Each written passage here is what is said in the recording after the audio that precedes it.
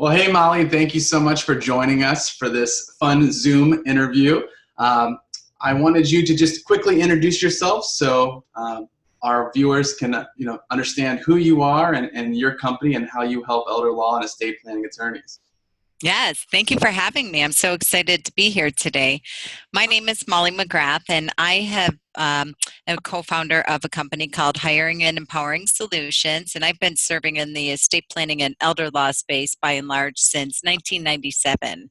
And I started out like many of your employees currently are sitting in this space of I was an employee for a national organization that served for estate planning and elder laws, and through that journey of starting out as a practice development coach, I had the absolute honor to be able to serve estate planning and elder law attorneys. We would go to national conferences across the country and attend and speak. And after we were done speaking, we would have attorneys just hammering us in the hallway and say, how can we clone you? How can we hire people that have the mindset, the emotional intelligence, the intrapreneurship, that a terminology that we coined, that really care as much about our business as you do about your organization that you're serving in? Awesome. So you really help with estate planning and elder law attorneys hire and train their staff, right? Yes, yes. We start, and our process is a little unique. We not only do the hiring and the placement process, but we do the consulting and the coaching along the way. As many small solo law firms, it's very scary to hire your first employee or your 10th employee because the average hire, I saw an article recently, average bad hire costs $43,000 a year. And making that investment of bringing someone in and integrating them into the fold of your personal service business, only for them to either not work out if either they leave or you have to fire them, can be not only devastational to your practice but also very, very costly. So our process is, because we've sat on the inside of so many law firms, either from the hiring or the coaching or the consulting side, from being in national organizations or through our own business, we know what it's like to sit in the employee seat as well as an entrepreneur in the attorney seat. So we feel like we really bring that unique perspective there to be able to make that smart hire, bring them on, and then what we also do is a consulting side of them, make certain that they have the mindset, they understand the attorney team mindset necessary to grow an extraordinary practice.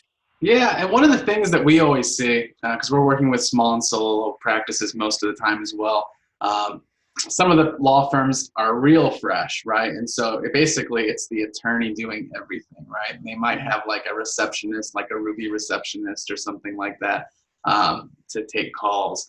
At what point do you find it to be beneficial for the attorney to go, you know what, it's the time for my first hire? Like, how does that process go? I love that question. That's the number one question we get, and people think that it's about a revenue perspective. When you hit a certain threshold of making X amount monthly or annually, that's the time to make a hire. So often attorneys will call us and say, I feel like I'm stuck on a hamster wheel. I'm working 80 hours a week. I'm stressed out. I can't even return phone calls. I'm stopping marketing, as you probably hear, because I can't keep up with the work, which is the biggest mistake you can make. That's when I tell them it's time to hire. And I understand many times small solo practitioners aren't taking a paycheck themselves, and it's very difficult to get over that tipping point, and you probably never get off that hamster wheel until you take that leap of faith and hire someone. So I always say, look at what you currently have on your to-do list, your plate, and what you can't get to. And 9 out of 10 times, it's a revenue generating activities. It's a marketing, it's a networking, it's working with referral sources, it's a nurturing the things that are very big picture and keep you on the conveyor belt of growing a consistent practice because you're so stuck in the weeds with the administrative things. So in a nutshell, what I tell people, take a look at everything that you have on your to-do list, on your calendar, the things that you can't get to, the piles that stare at you every single day in your office and rob your confidence and energy when you walk in there. Make a list, scan it to us, and when we go through that, we can help you really discern if it is time to hire, and if so, who it is to hire, because a lot of times that's the biggest mistake that people make when they hire someone. They don't have a tremendous amount of clarity on who it should be to be able to take things off their plate so they can focus on being an entrepreneur and the revenue generator. But Molly, what if they say something like, I'm so busy with all of my other activities right now, I'm overwhelmed, I need to hire somebody, but how do I even train this person if I don't have time to do the activities that I need to do myself? I'm going to bring somebody on, and I know just by running BAMBiz that training a new hire, it does eat up a lot of your time.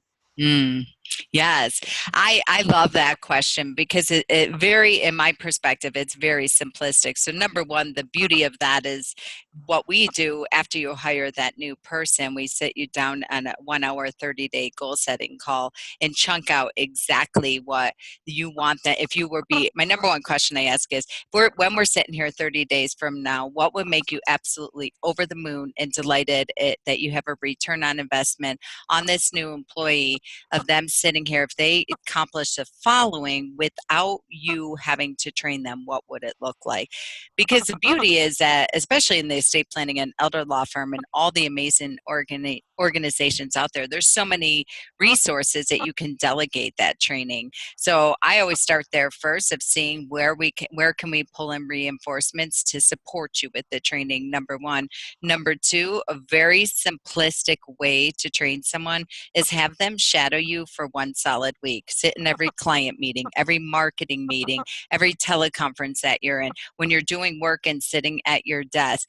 At that end of the week, what the employee, I can't even tell you the feedback that we get from employees. They say that is better than any other training I have ever received at any business that I've ever worked at. Being able to see them in action, communicating with clients, understanding why clients hire you, understanding their pain points, sitting in at the conference room for those vision meetings, those design meetings, signing meetings. That's the best training, and that opportunity of that 15-minute debrief or 10-minute debrief in between each of your activities, it's liquid gold for a new employee. Definitely. I understand that myself, because a lot of the times when I'm training somebody new, I want to capture systems, right? And so like the attorney might not even know how they're doing a particular thing, but they're doing it a particular way, right? And so if we can capture the systems, which I guess your example would be them just shadowing you, right? Yes. As they shadow you, they're capturing whatever system it is, if that's for how you're responding to phone calls, if that's how you're conducting a consultation or whatever that may be. And so they're able to learn that process. Am I kind of getting that correct there? Yeah, I think that's an excellent reframe of that, because a lot of times that's what people do when they bring on new employees. They say we need to have them create systems, and they have them sitting at a desk handing their existing systems manuals and have them create these systems. And I always say that's great for maybe 60-day goal, but right now they need to be infused in your culture. You made it this far without having written systems, and I'm a huge fan and of systems and process, etc.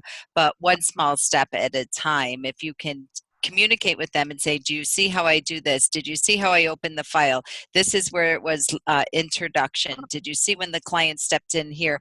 If people can see, touch, and feel things, and you can clarify and verify and debrief with them, then they can be able to build the system from that way. It's just a win-win. Definitely. Now, one thing that I've noticed too, like let's kind of step back from where my question was at the beginning, where it's a solo law firm, the attorney wants to hire their first employee. How does that happen, right? So I'll give you another example of something that we see all the time. So the attorney has maybe a couple staff members already, right? And who knows what they've been doing or how they've been trained. Okay, so now somebody like me who's a vendor for the attorney, right? And we're doing their marketing. for example. And one of the things that we don't do is follow up. Like, so if they get a new lead or something like that, which would be like a potential client for the attorney, they got to follow up with that person, so they hopefully come in for the consultation at some point, right? And typically that follow-up process isn't done by the attorney, right? It's going to be done by that staff member. And then you see particular staff members maybe that all of a sudden they're like, I'm getting more work now than what I was supposed to be doing, or what I was originally told I was doing, or whatever. And maybe they don't want to do that, or they're not working as hard at that task as they probably should, because they feel like maybe that's not in their job description, or they just don't want to do it. How do you recommend attorneys recognize that this is even happening, right? Because they might not even know that this is happening. They're just like, my staff is not doing this, or whatever it may be. And B, fix that issue, right? Get that employee to understand their position, what it takes to succeed in that role, and do new tasks as they become tasks for them to do. So one of the greatest ways to diagnose that, if you will, is to start having a weekly, what we call stakeholders meeting. And I know everyone's very, very busy, but this is the greatest investment, a 1 hour a week that you can give. And we have sample agendas. If anyone wants any, please reach out to us. But it's a weekly meeting that you use almost like a locker room huddle before you go on the Super Bowl playing field. And in that, each week you are giving your KPIs, your key performance indicators, in regards to what initial contacts came in, where did they come from, did they move forward in the next step of the process. You're looking at your conversion rates, etc., and your follow-ups. And this is the number one area that we see when people start to implement this one simple step of this 1 hour meeting, and then the reporting and looking at that. I'd say 9 out of 10 times that's where the hole is, that we're not doing the follow-up, which how much it costs to get a lead, and then what occurs, and it takes anywhere from the average of 12 touches before somebody takes action. So that's one way, is to start, people respect what you inspect, and when people show up, they know same place, same time every week that you're coming in with all of your reporting. From there, you can see where the loopholes are. The loopholes in the follow-up are the loopholes in the initial scheduling, are the loopholes in the conference room that the attorneys aren't converting, even though they appear to be really qualified leads. Maybe we need support in our closing ratio. So when you start doing that diagnosis, then you can start to see, where do we need help? Who has time to do this follow-up? How much time each week is it going to take? And from there, you can decide if you need to bring on a new person, a part-time person, just to wholly focus on that follow-up. We wrote a blog about this not too long ago and posted on our website, and it's called Dialing for Dollars. And I use the example of, there was a firm in California that we are working with, and they were realizing that nobody was doing the follow-up. And they went back and brought in somebody who was working 8 hours a week. That was it. Like a marketing intern. I think it was actually an existing client that they had, that they were able to, through conversation, bring in and work on that. I think in the first week it was just a little bit over $16,000 in 8 hours that that follow-up person had generated. So we captured the entire process and wrote it and placed it in our blog. So I'd highly recommend you go in our search bar and just search for that title and find the very, very simplistic yet powerful process. Yeah, so that blog post, for everybody to remember, is called Dialing for Dollars, you said? Yes. Mm-hmm. Yeah, I'm going to go read that one, because and that kind of comes down to one thing too. It's like, how is an attorney who's busy, right? They're busy managing all the different aspects of their firm. How are they tracking the results of their employee, right? Like, like your example you just had. So they brought in somebody else and they did $16,000 of sales, right, in an 8 hour shift, or whatever that example there was, where, maybe they have a 40-hour a week employee right now who's producing only $8,000 a revenue a week, but they don't know if that's good or bad, right? Right. So what is that good or bad? And they don't know. How do they track those results so they know that the employee that they do have is providing the maximum amount of results possible?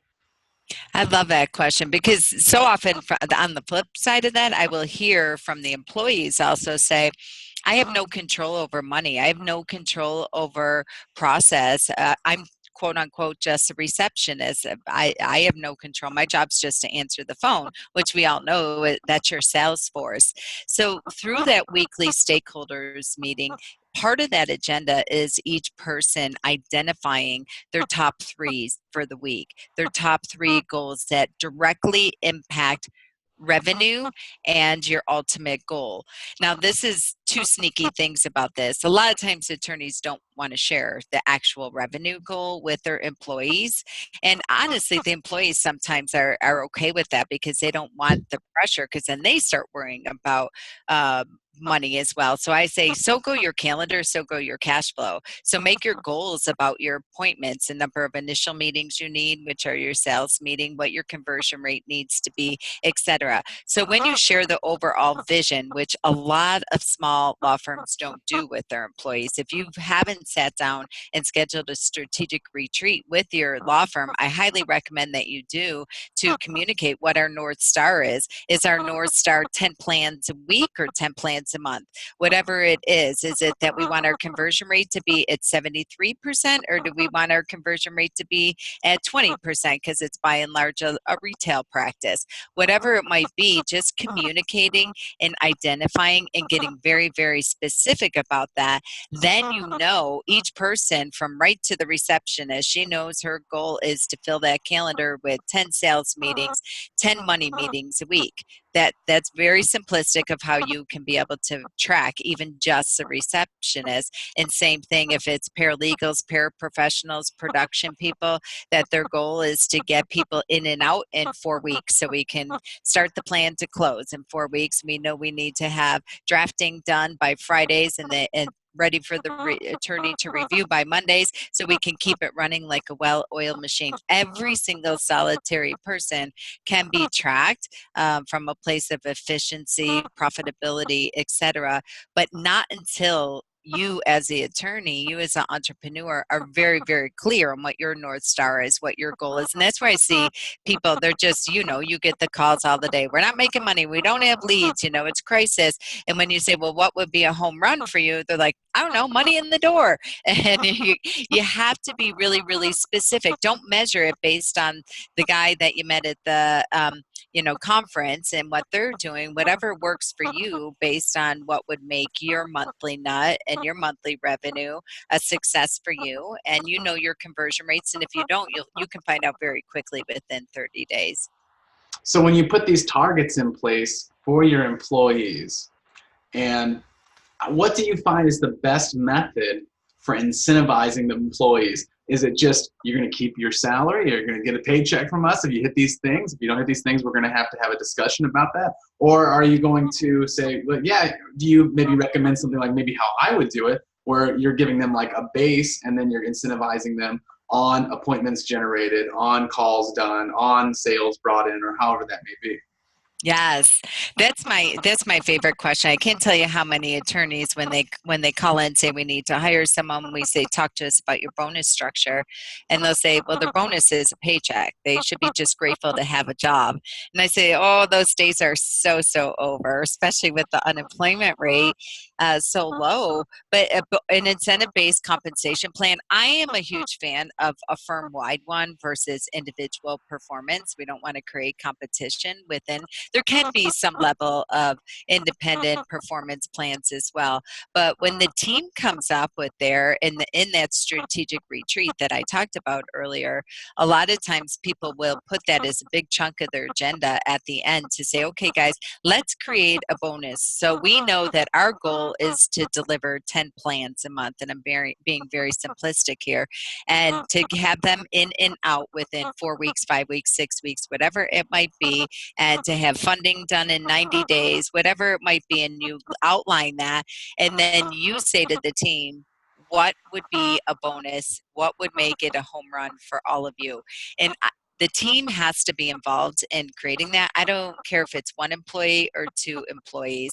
I get the same bonus structure that works with one employee works with 22 employees.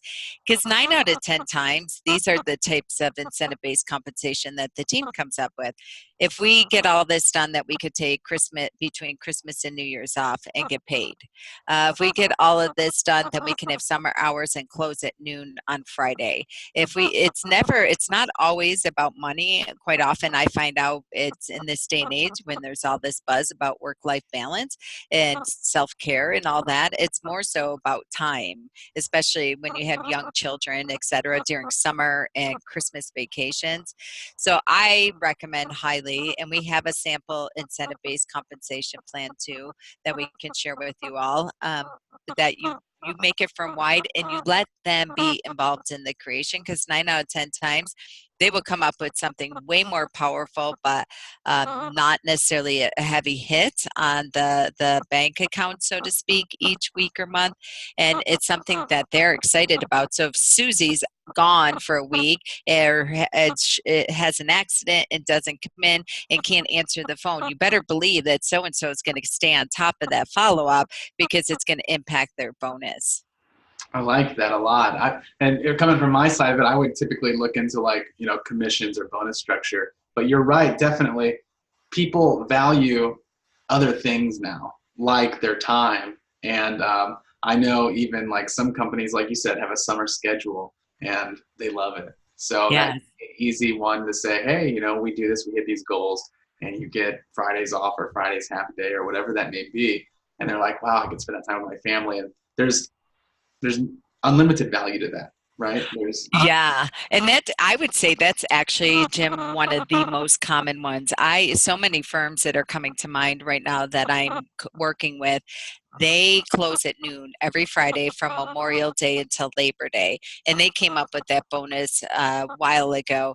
They have hit goal every single solitary month, and I cannot tell you how their revenue goes up from May until July. I actually had a firm I was speaking with last week about this. I said, did you guys ever take notice of this?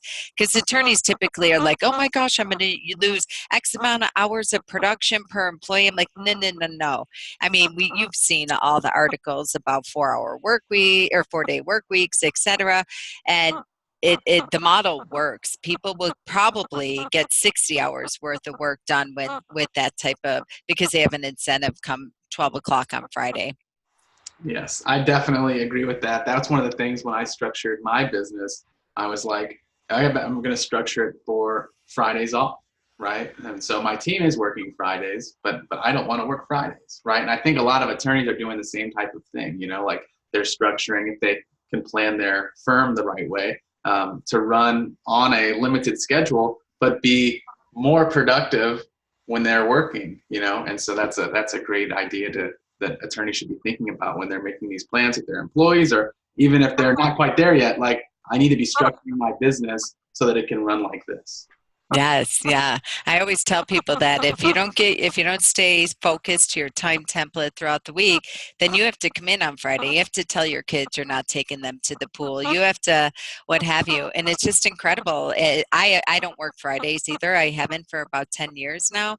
And I can tell you by Wednesday, when I'm losing some steam and letting myself off the hook for certain things, I actually have a sticky note that's above my computer here that says, you're giving up your Friday. If you don't honor your commitments and you don't get what you say you need to do, it's amazing how much gas gets put in the tank midweek when you hit that slump to say, oh no, I'm not telling my kids no. I'm ready. I'm back in the game. Very cool. And so kind of leading in from that, I mean, obviously if they're hitting their numbers and they're hitting those goals and they're getting their they're getting their bonuses, I guess we could say. What's the best way that you've found for attorneys to manage like that performance review process? We are big fans of doing quarterly employee reviews. If you bring on a new employee, I highly, highly recommend you do it monthly. And again, we have a process that I'd be happy to share with everyone. What I love about it is the employee does a self-evaluation first. So from their perspective of where they're sitting, it's everywhere of where do they see themselves in 1 year? What are the 3 greatest improvements they've made since their last review? There's many very thought-provoking questions there versus satisfactory and needs improvement. It's a very different perspective that is not from a place. There is an evaluation in it, but it's also more geared towards creating a growth plan. Then from there, they give it over to the attorney, and the attorney does an evaluation of them as well. And then they come together and get an agreement of what's working, what's not working, areas of improvement. And this process works so great because it's very fascinating to see the employees that are just in it for a paycheck. A lot of times people will scan them to me and ask me to facilitate that review for them. And when I look at it, you'll have some employees that have nothing, everything's great, very limited words, not a tremendous amount of elaboration and communication. And then other employees that they have, attachments of additional papers there. And it's really great because they're just chomping at the bit. They're sitting at the front desk and they say, if only we can implement a CRM database that can cut 15 minutes off of the phone intake process or what have you. And attorneys are constantly blown away because they don't know. They're back to back to back in conferences. They don't know what's going on at the front desk. And this evaluation it's almost like doing a complete Kaizen on your business and hiring a business consultant to come in and just rotor through each department in each area, and you get that for free through your employees because who has a better perspective. So I highly recommend monthly for the first year for brand new employees. And there's so much wonderful insight from that perspective because they'll say things like, we should have blah, blah, blah. And 9 out of 10 times attorneys will be like, we have that process. Here it is. And nobody showed it to them. And they're like, and it shows you where the loopholes are in your training process for the next person that comes in. And then for existing and veteran employees, I really say no less than quarterly, because it really is a wonderful use of your 1 hour of time and to keep them on that growth plan and inspired. And I don't mean to be a fearmonger because people are getting hit by opportunities everywhere out in social media and what have you. And I always say, if you don't give your employees time and attention and feedback, somebody else will. Yeah, and I can definitely vouch for the self-review process coming from the corporate world. You'd be so surprised how people review themselves. I assumed everybody would just give themselves 5 stars. Obviously I'm a 5-star employee, 5-star, 5-star, 5-star. But the reality of that is they don't. And it's fun to see their responses on how they view how they're doing their position, and then obviously go over that with them and coach them on being improving on where they find their weaknesses, or letting them know that their weaknesses isn't even a weakness. They might view something as a weakness and it's actually maybe their strongest that you just have a very strong opinion of how they're doing a particular task. So that is a great process. And just to kind of confirm what you were saying, a new employee, you're recommending them do this self-review and you going over that with them with your review on a month-to-month basis, and then the longer-term employees doing that exact same process quarterly. So if they're new, they're self-reviewing themselves every month. Yes, absolutely. As well as a veteran employee, everyone's doing that as self-evaluation as well. It's just tremendous feedback, and it keeps people so inspired. I can't tell you how many employees, and to your point, they will rate themselves lower than you ever would. And that's great from a perspective of you really to infuse some confidence into them when they could have been, and this does happen, they could have been walking around for a month feeling like they're just missing the ball, they're not getting X, Y, and Z. And to get that affirmation and confirmation back from your employer, it really, really up levels their motivation in addition to their ownership within their role, because a lot of times employees are just silently waiting to get permission. and validation. They want to get validation that what they're doing is correct, and they'll only move in kind of baby steps until they get that. They check the box and you get the gold star, and yes, you've mastered this. And then from there, they're thinking, how can I duplicate this in other areas of the business? And once you give them permission to say, yes, please step up and lead, please come with ideas and insight and feedback. And quite often what happens is their role evolves, or they see a need in marketing is a perfect example. It's one, I'd say that's the number one example that I get. I really would love to start going to some community outreach events. I really would love to help you with managing your referral source process, whatever it is. And the attorney's just sitting there drowning and dying and wishing somebody would say, where can I help? How can I help? Awesome. This is a lot of golden nuggets in this conversation right now. So I hope that the attorneys that are watching this definitely reach out to you and grab those resources that you talked about. The one question, I know we're kind of wrapping up our time, that I like to ask everybody is, what is the number one piece of advice that you would give an elder law or an estate planning attorney today? Like if it was today and you had anything you could give them as far as advice goes with hiring new employees, empowering their current employees, or anything else in general, what would that be?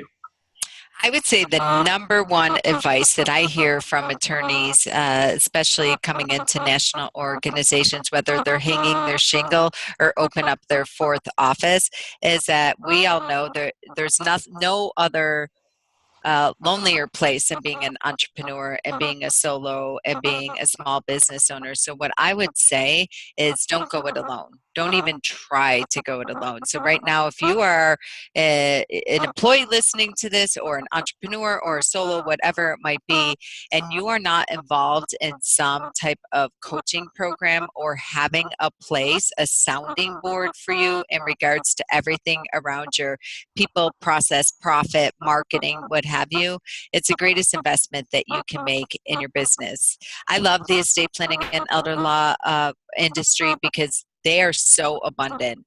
We always say that, I hear attorneys say that it's heart planning. It's such an abundant community. Many of you belong to listservs. Many of you probably belong to bar associations and various different communities. Reach out to them as much as you possibly can to get insight and feedback.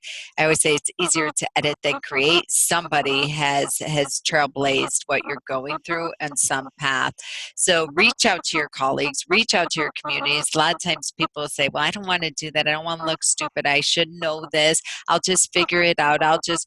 I always say, don't suffer in silence. There's people that will always help you. So reach out to your communities on your listservs and the various organizations that you belong to. And that's the number one reason you do belong to them. And I would also say invest in some kind of business consultant or coach that understands your industry, that has coached attorneys before and has proof of concept. So there's two things. Number one, to use as a sounding board, but there's just such a magic that occurs in the doubling and tripling of your revenue, practice, etc., in a very controlled growth way when you have somebody that you have to be accountable to. And you're writing them a check, and there's accountability and consequences attached to that. I always use the health industry. People that join a gym and pay $49 a month and have no accountability, and their sneakers have never left the trunk, and those that are hiring a personal trainer and they're going to show up and get out of bed at 5:30 in the morning and show up for 90 days or whatever it has, because by and large as humans we are very responsible and have integrity, and the only reason we're hemming and hawing and fighting tooth and nail to get there, but at that end of the hour you're transformed. Yes, and I can't agree more. Getting a coach, I have a coach, right, for my marketing business, and it's not even a group of marketers, right? It's a group of business owners, because I'm not the first person to ever own a marketing business or a business in general, right? There's other people that have been doing this for hundreds and hundreds of years, right? And they've been 10 steps ahead of me, or even what I call one step ahead, right? I just want to learn from somebody that's one step ahead of me all the time, right? Because there's like a learning curve, and that removes that. like you don't have to worry about researching, you don't have to worry about finding out about it. You just know it's coming, right? Because you have a group of business owners or people or attorneys or whatever it may be that's been there. They walk you through that, you're prepared for it, and you're going to exceed through that. So definitely, if you don't have a coach of some sort, that's definitely something to look through. And then, you know, like she said, like you have these listservs available to you. You have there's LinkedIn groups and Facebook groups and all sorts of different type of resources that you can actually plug yourself into as a coach, even until you do make that commitment. But just like you said with the personal training, you know, when you actually rewrite the check, right? There's some side, there's a commitment there, right? Because now it's like I'm invested in this process. And so I'm going to make the most out of my investment, right? And it's not just a free resource or whatever. Now, with that being said, free resources have their place, and we all have free resources. And you as an attorney should have a free resource or 2 or 3 or 10 of those, right? In order to just generate new people coming through the door so they can write the check to you as the attorney. And I know, Molly, you mentioned some on this interview already. But you do have a couple of giveaways or free resources that you'd like to provide some of the attorneys that are watching this or listening to this right now. What are those?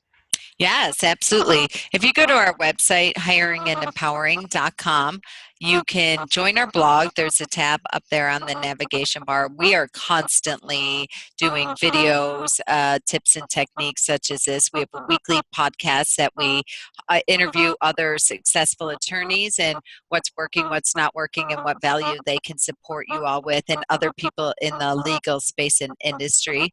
And then in addition, on our homepage, we do have a book there called the 66-Day Law Firm Turnaround. And that is a week-by-week process in regards how to get your people, your process, and your profit in place.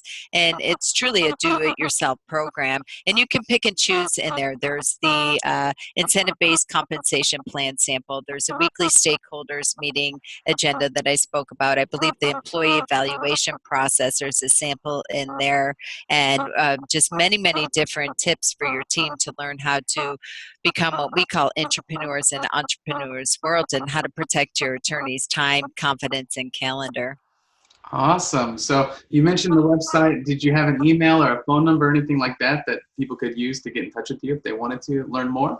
Indeed, you can reach me directly at Molly at hiringandempowering.com, and that's MOLLY, or you can always go to our contact page and drop us a message in there, and I'll get back to you within 24 hours. Awesome. Well, thank you so much, Molly, for being a part of this Zoom chat here. I hope the attorneys that are watching this found a lot of value out of it. I know I learned a whole bunch from you, so thank you so much for being a part. And if you have any questions about hiring or empowering your team, definitely reach out to Molly. We do work with some of her current clients, and they have nothing but great things to say about her and her team, so definitely check it out. Thank you for having me. You're welcome. Have a good one. Bye-bye. Bye.